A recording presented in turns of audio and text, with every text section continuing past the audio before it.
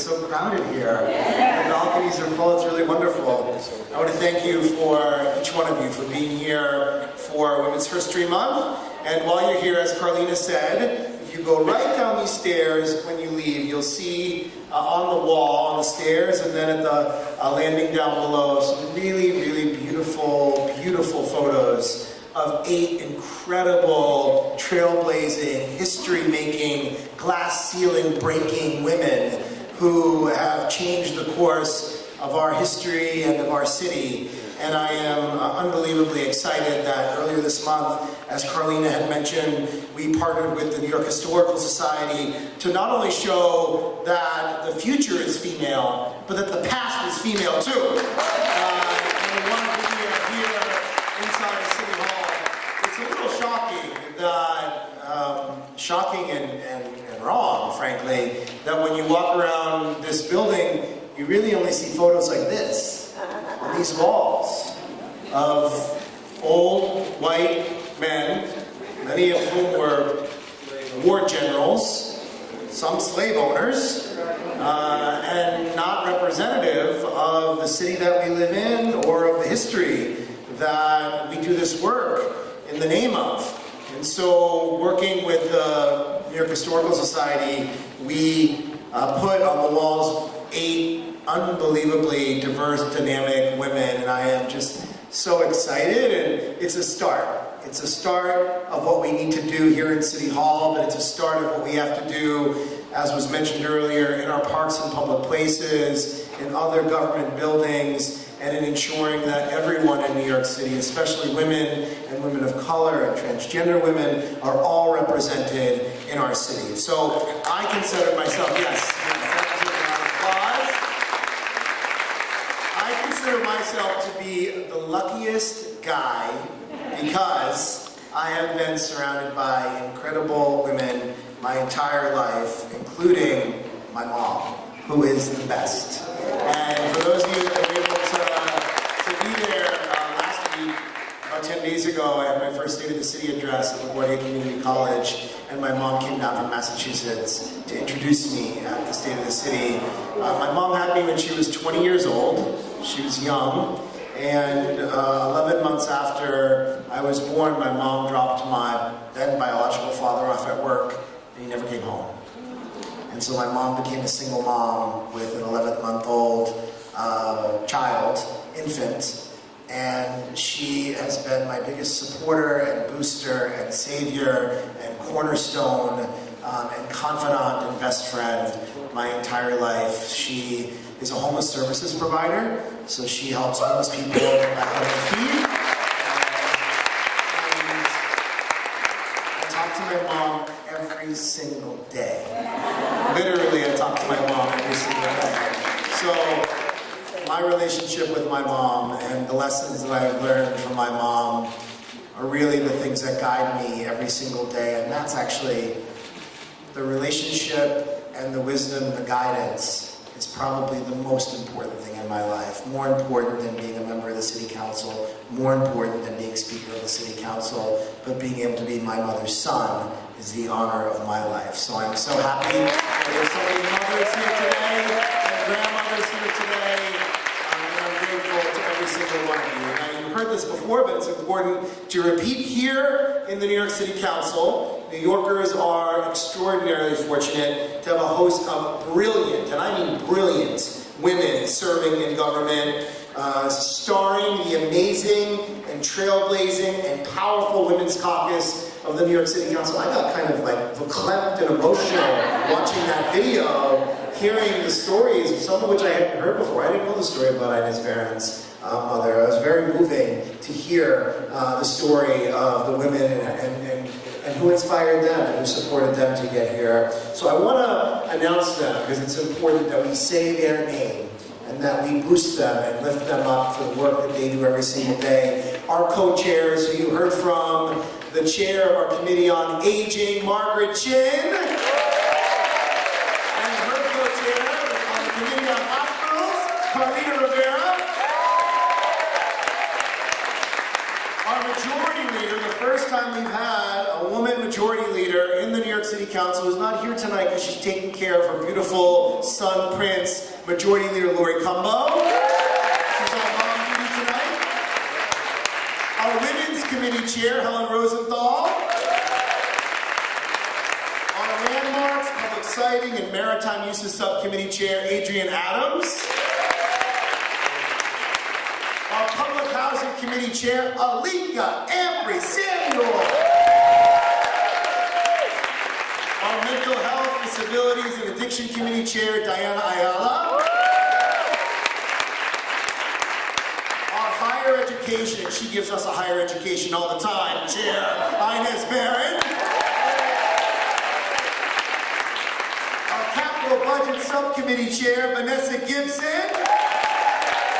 The only woman from the Bronx, I believe, in the City Council. And our Youth Services Committee Chair, Debi.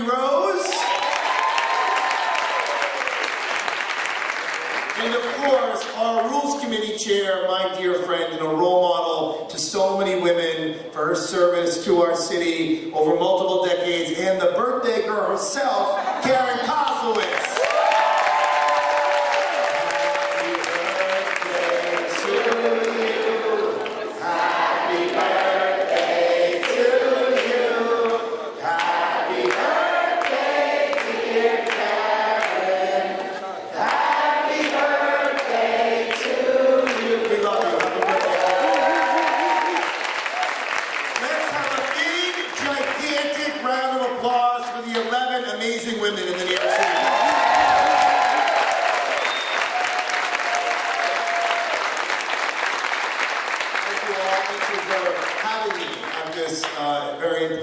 Celebration. I'm inspired by my female colleagues, and I am very, very fortunate and lucky and grateful to work alongside all of them and to learn from them and to ensure that their voices are heard and amplified in a way that affects public policy in the city of New York. And I won't be here, I'll be long gone, but I look forward to the day that the City Council is a majority of women in the city of New York, representing the entire population. We all collectively, both men and women, have to work for that day because the statistics don't lie. I believe it takes, I think, either 7, 8, 9, or 10 times to convince a woman to run for office. And so we all need to go out and convince women to run for office and to support them. I am proud of the work that we have done here in the council on issues that disproportionately affect women, though all issues affect women, but especially issues that disproportionately affect women. We passed the Stop Sexual Harassment in New York City Act, the most groundbreaking anti-sexual harassment legislation in the entire country. For the private sector and the public sector. We passed the Parental Empowerment Package, supporting mothers and working women in New York City. We have, as was discussed earlier, we have supported and emboldened in a good way female members of our staffs and encouraged women to run for office around us. Women make up 53% of the population in New York City. That means one day we need 27 women in the New York City Council. And today, the celebration of history continues with our amazing honorees, and I look forward to honoring them in a moment. But I just want to say one more thing, which is, I think it's important to acknowledge that I am not, and will never claim to be, and it would be inappropriate if I claimed to be, the best messenger when it comes to talking about every issue. I should not be the person that stands in the front talking about issues that affect women, or talking about issues that affect women of color, or talk about issues that affect people of color, because that is not my experience. And as a white man, although I am gay, it is not the same thing. As a white man, I have a certain level of privilege in this city and in our society. And it is important to acknowledge that, to talk about that, and to sometimes, most of the time, though not always, not in a way that shirks or skirts responsibility, but sometimes to step aside and to allow the people that it actually affects on a day-to-day basis to step forward and talk about their experiences, to step forward and talk about how policies and how rhetoric affect them. And as a steward of this body, as one of the guardians of this body, as someone who believes in this body and how we can affect change for 8.6 million New Yorkers, I am extraordinarily fortunate, blessed, and it is an additional privilege to be able to lead this body and to do it in a way that, again, amplifies and lifts up the voices of women in the City Council, women of color in the City Council, issues that affect them, and doing it in a way that respects their voices and ensures that when they need to be the ones to step forward and talk about certain issues, that they be the ones that step forward and talk about those issues. And I think it's really important to acknowledge that, because too often, I think, and I'm not criticizing anyone specifically, but I think it's too easy that when the spotlight is shining on you to stand up and mansplain, to stand up and pretend like I have all the answers and that I can speak from a certain perspective. And I can speak as an ally, I can speak as someone who wants to be compassionate and empathetic and continuing to learn, but I am not the appropriate person to talk about maternal morbidity. I am not the appropriate person to talk about wage and gender discrimination. I'm not the appropriate person to talk about the challenges of parenting in New York City, or misogyny and institutional sexism and racism on a daily basis. I can be that ally, and that is why it is so important that we have equal representation at all levels of government, that all people are represented and that their voices are heard. And I look forward to doing that with all of you in the building. Amazing New Yorkers. So we are so fortunate, made time out of their very busy schedules to be here tonight so we can honor the work that they do. And I am extraordinarily honored and privileged to recognize one of our honorees, someone who I know, and I am so grateful for the work that she has done for a very, very long time for our city, for the most vulnerable and marginalized and traumatized. Beverly Tillery, the Executive Director of the New York Anti-Violence Project. Through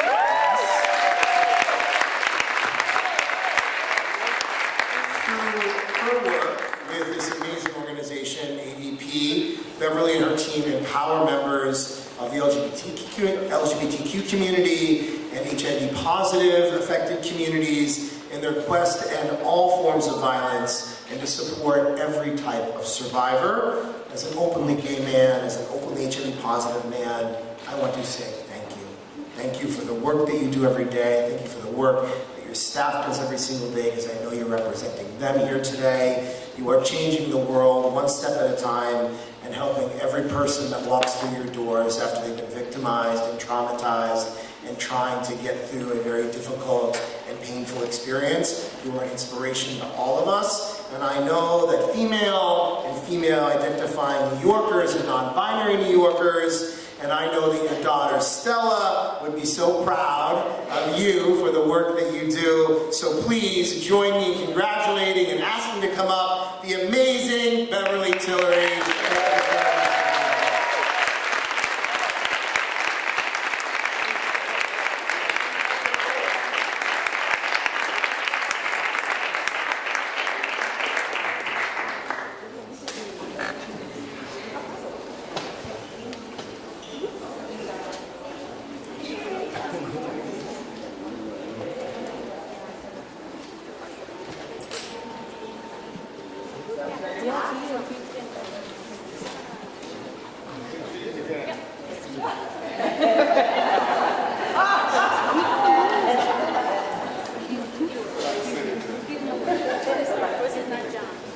Thank you.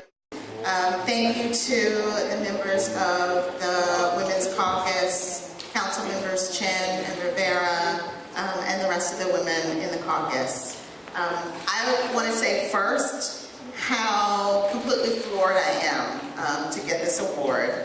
I definitely stand here representing the staff and the board and the volunteers and activists at the New York City Anti-Violence Project who do so much work every day, as Corey said, to make sure that members of our community are safe.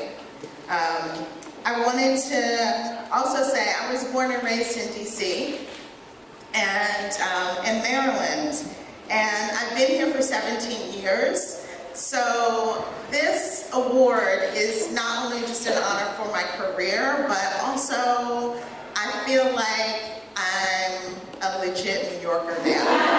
So thank you very much.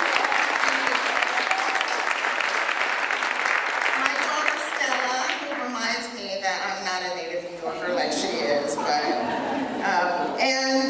I want to also just say that I'm standing here accepting this award not only for the staff and volunteers at AVP, but for my mom, who is a nursing home worker and until just recently worked for many, many years taking care of people who in many cases were left behind and no one would come visit. And I grew up with her.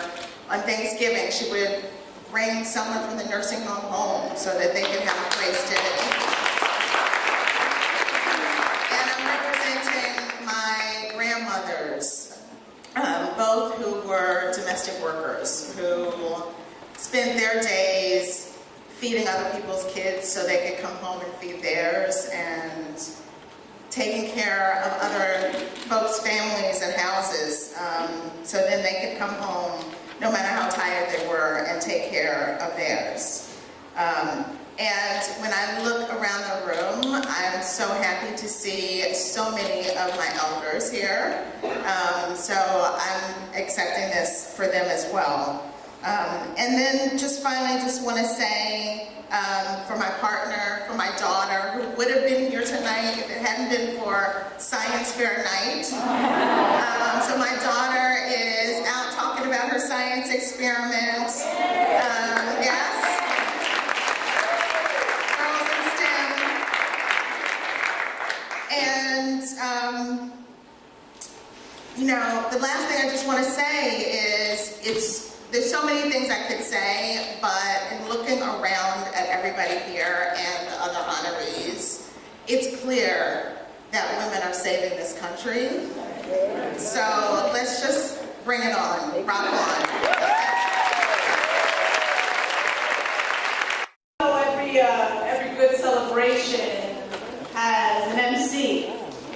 And so I want to introduce someone who is going to really just take care of us tonight. She is a lot funnier than I am, and no pressure. Like, you're going to hear a little bit about our background, but what you just said, Beverly, I have to just say I want to really thank all of the staff, because our staff, we are only as good as our staff, and so I just want to shout out all of the council staff, events and productions, the community engagement division, the city council photographers, the guys doing the tech. You guys, we can't do it without you. And so with that, I want to introduce our MC for the night, Pooja Reddy. Pooja is a stand-up comedian and writer currently living in New York City, who is also a recovering government employee who worked in the Obama administration. Okay? She's ready to see some brighter days. Pooja has performed across New York, including NYC, Union Hall, the Pitt Theater, and, this is according to her, any bar basement in Brooklyn and Manhattan with a microphone. And I'm sure she'll go citywide. She has. Pooja also hosts and curates 2 stand-up shows called Sweeties and Boom Booms and the Cuddy Gang, a showcase for South Asian comedians. Everyone, give it up for Pooja Reddy.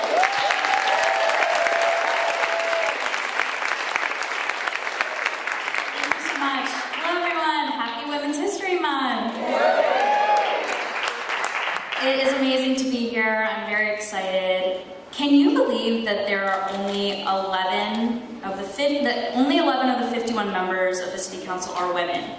That is wild. But there are actually more than 400,000 more women in New York than men. Okay? I feel like this is the time for us to lift up our sisters and encourage people to run. Okay? How about that? Yeah. I'm looking at the other women in the room to step up because I think the Board of Elections would have a problem with that one time in college I walked through the McDonald's drive-thru and was cited for it. I am so inspired by the women in this caucus. These women are not only full-time civil servants, but they are mothers, partners, and caregivers. I would love to see the other members of this council do all of that while wearing a fierce suit and heels, okay? Like, I'm sorry, Speaker Johnson, but y'all could never. This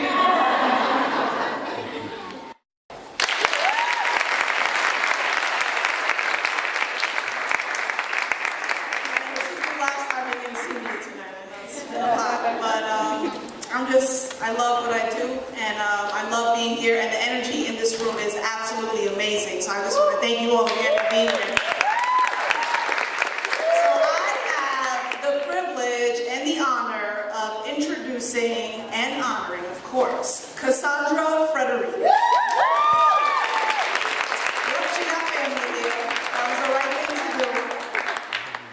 I am so honored because this is someone who is fighting to ensure that any marijuana legalization passed in New York State first and foremost prioritizes our communities of color that have been most harmed by marijuana criminalization. There are a lot of conversations being had about legalizing marijuana, but we have to talk about the groups, the communities, the people, and we know who they are. They are people of color that have disproportionately been affected and adversely impacted. A marijuana arrest in this city and in this country could follow you for the rest of your life. And so we have to make sure that we are taking care of these communities, and I have to tell you that Drug Policy Alliance has really been at the forefront of this movement. So in her work as New York State Director at the Drug Policy Alliance, Cassandra has run campaigns to end New York's racially biased marijuana arrests, address stop and frisk and broader police reform measures, and work to bridge the gap between the war on drugs and policing. Cassandra's work is deeply seated in the idea of building reparative justice framework that positions Black and Latino leaders to create solutions that not only end and repair the harms of the drug war, but also create accountability structures between policymakers and people who use drugs. A graduate of both Columbia and Cornell Universities, Cassandra is currently working on an emerging body of work that discusses Black recreation and drug use, and one that we in the Council are certainly interested in learning more about. She is the living embodiment of her work to lift up the voices of Black and brown women in policy discussions, and I am so happy and truly honored that we are honoring you tonight with this very humble proclamation. So with that, please welcome Cassandra Frederick.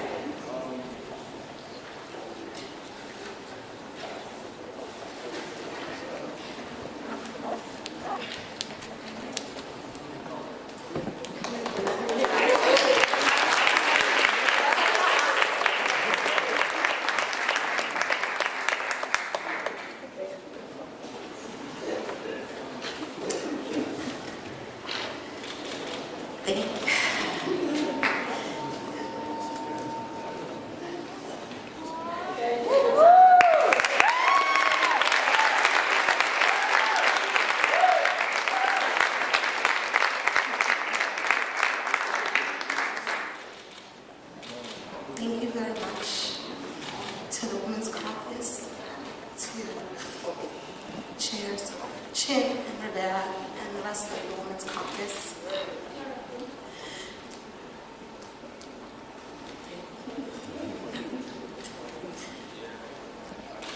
I have thought very much about the fact that I was getting this award. I got an email and I was like, cool. Called my mom, I was like, put this on the calendar, and then went about my job. I came in today and people were like, who nominated you? And I was like, I actually have no idea how I got here. And then I spoke to someone who I actually worked with last year, who was one of my interns, who actually is a staffer for Councilmember Rivera. And she was like, yeah, like, I thought of you. This is like amazing. And what really struck me was the fact that in the spaces that I operate in around drug policy, those spaces have been dominated by men. The interns were men. The leadership were men. And I've worked at Drug Policy Alliance for 9 years now.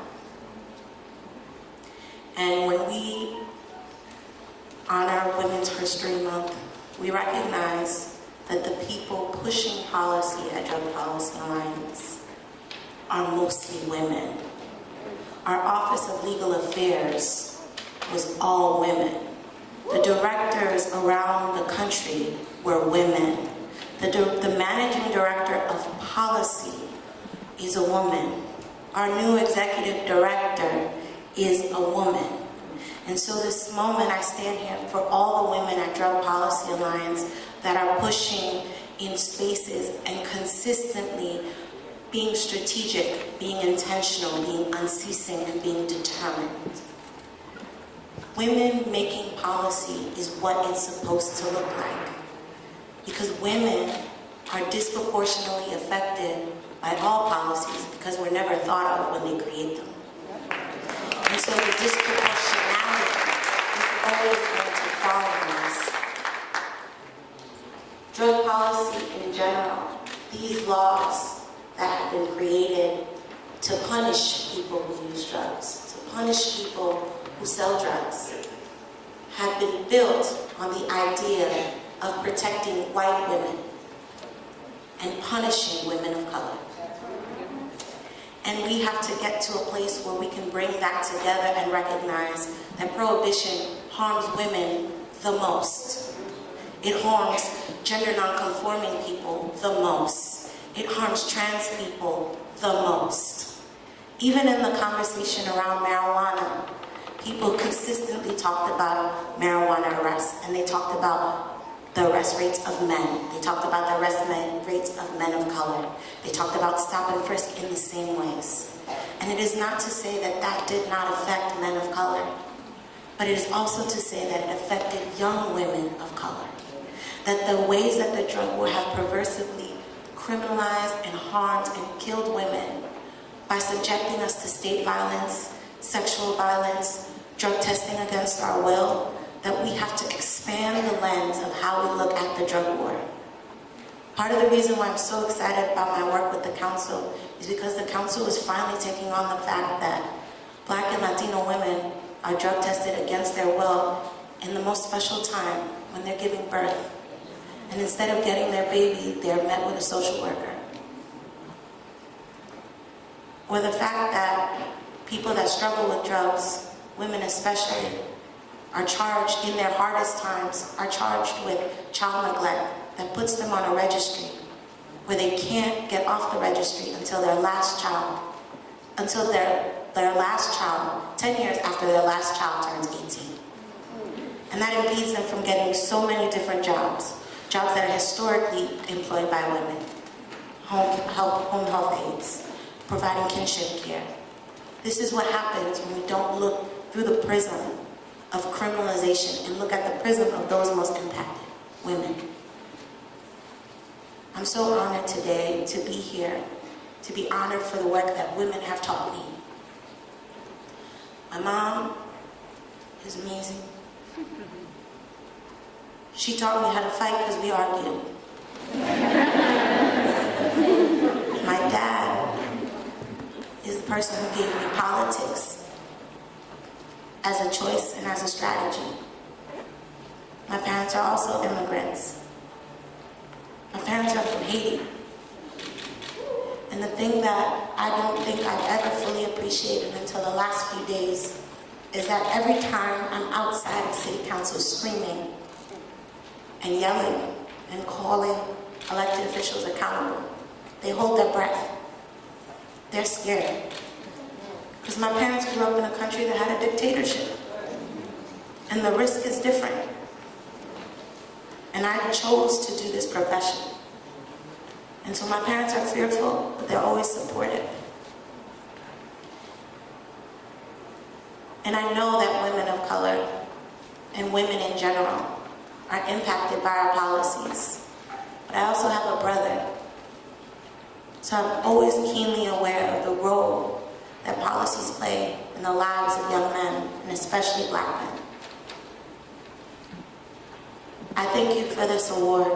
It's not just mine, it's for all the women who shaped me, for the culture I was blessed to be born into, because it's the 215th year of Haitian independence, when we decided on self-determination.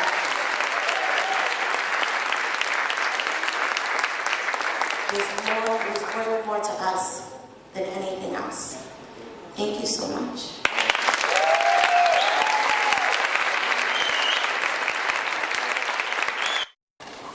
Thank you so much, Cassandra. That was so moving.